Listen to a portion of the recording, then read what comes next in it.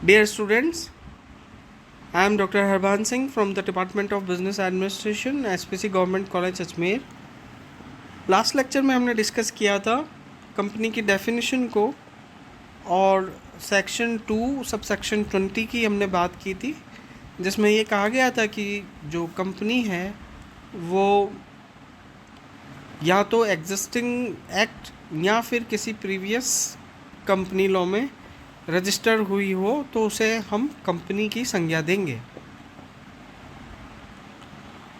फिर हमने बात की थी डुअल एंटिटी कंसेप्ट, जो कि आप अकाउंट्स में पढ़ते हैं, और उसमें हम ये अजम्पशन लेते हैं कि जो बिज़नेस है वो उस बिज़नेस को करने वाले यानी बिजनेसमैन से अलग होता है, यानी कि बिजनेसमैन अलग है और बिज़नेस अलग है। उसी प्रकार से हमने बात की थी सेपरेट लीगल एंटिटी की। जो कंपनी है वो एक सेपरेट लीगल एंटिटी होती है।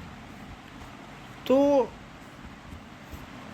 सेपरेट लीगल एंटिटी का जो कॉन्सेप्ट है, तो यहाँ पे जो शब्द आ रहा है सेपरेट, उस सेपरेट को डिफ़ाइन करने वाला हमने एक शब्द पढ़ा था, और वो है कॉरपोरेट वेल।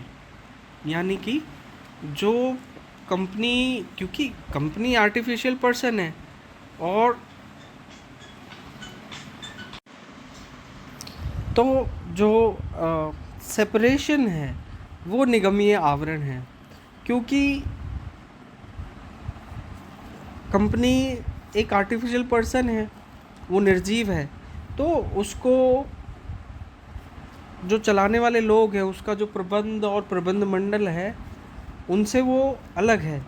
तो किस प्रकार अलग है, इसकी मान्यता को सिद्ध करने के लिए हमने एक कॉन्सेप्ट विकसित किया है कॉरपोरेट वेल का। यानी कि जो कंपनी को चलाने वाले लोग हैं, कंपनी उनसे भिन्न है और उन दोनों के बीच में निगमीय आवरण है। कॉरपोरेट वेल जिसको हम कहते हैं, निगम आवरण हम इसको कहते हैं, जिसके द्वारा कंपनी को संचालित करने वाले लोगों से अलग बनाते हैं।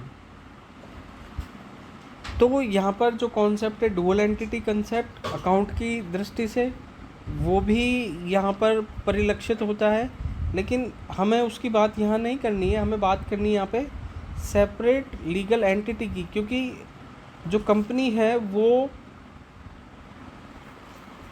विधि के प्रावधानों द्वारा निर्मित एक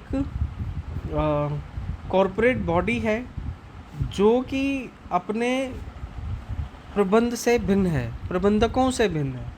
जो प्रबंध मंडल है, उसको चलाने वाले जो लोग हैं, उनसे भिन्न है। यहाँ पर ये बात पे ध्यान देना आवश्यक होगा कि क्योंकि कंपनी निर्जीव है, तो उसको जो लोग चला रहे हैं वो उसे कंपनी के बिहाफ पर ही चला रहे हैं।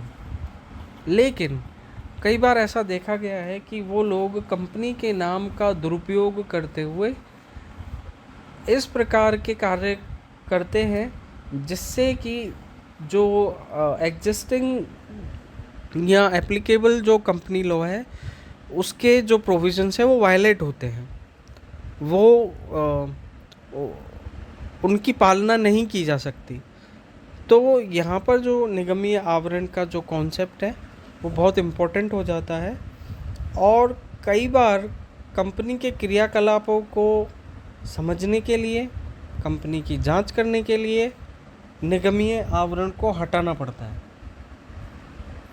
जो कॉरपोरेट वेल है उसको अनवेल करना पड़ता है, और निगमीय आवरण को हटाने को हम यहाँ पे विच्छेदन कहेंगे, यानी कि unveiling of corporate veil.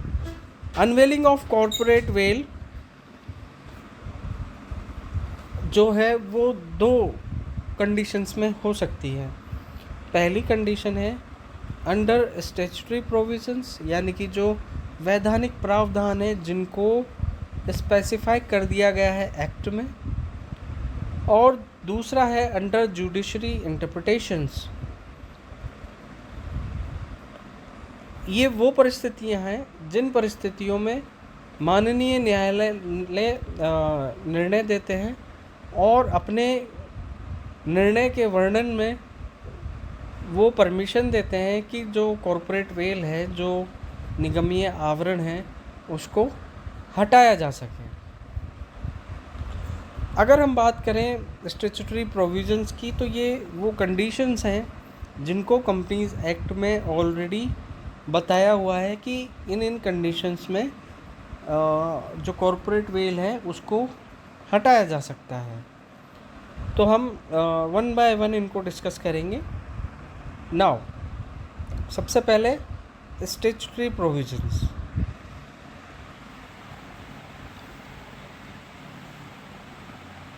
Total 9 conditions ऐसी हैं जिन कंडीशंस में निगमीय आवरण को हम हटाया जा सकता है, हम कॉरपोरेट वेल को अनवील कर सकते हैं।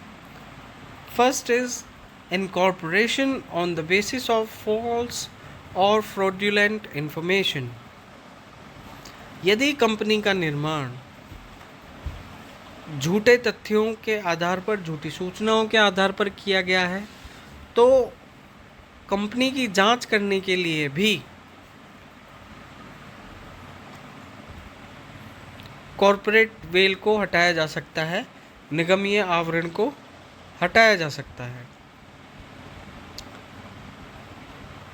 Second is misleading statement in the prospectus. प्रविवरण में यदि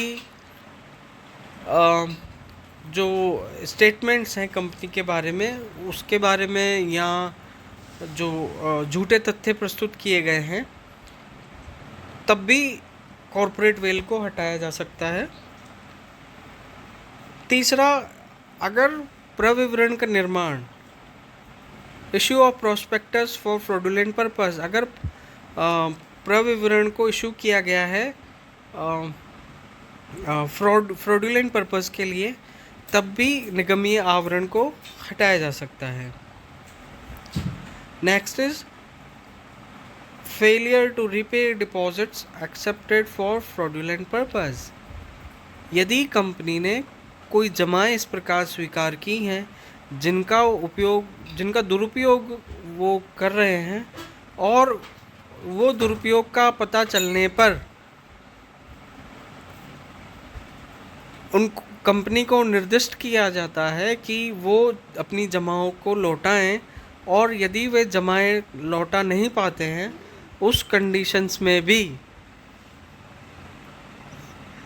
कॉरपोरेट वेल को हटाया जा सकता है। जब हम बात करते हैं होल्डिंग कंपनी और सब्सिडरी कंपनीज की, तब भी कॉरपोरेट वेल को हटाया जा सकता है। Investigation of ownership of a company, investigation of the affairs of a company, fraudulent conduct of the business, इन तीनों कंडीशंस में भी, मान लीजिए यदि कोई कंपनी अपने जो उनका बिजनेस है उसके अलावा भी किसी प्रकार का फ्रॉडुलेंट बिजनेस या फिर कोई मल प्रैक्टिस में इन्वॉल्व है, तो उसके लिए कंपनी के अफेयर्स की जांच करनी पड़ेगी, और कंपनी के अफेयर्स के जांच के साथ साथ जो कंपनी की ओनरशिप है उसकी भी जांच करनी पड़ेगी। तो इन तीनों कंडीशंस में भी हम निगमीय आवरण को हटा सकते हैं। लास्ट आता है non payment of income tax. यदि कंपनी ने अपने लाभों में से इनकम टैक्स नहीं दिया है, तब भी उसकी जांच हेतु निगमीय आवरण को हटाया जा सकता है।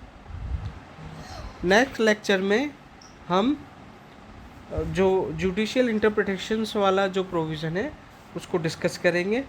आप अपनी नोटबुक में इन 9 कंडीशंस को अंडर स्टैट्यूटरी प्रोविजंस लिख लीजिए, और यदि कहीं पर आपको कन्फ्यूजन है तो मैं एक बार नेक्स्ट लेक्चर में भी इसको एक बार आपको रिपीट कर दूंगा। Thank you.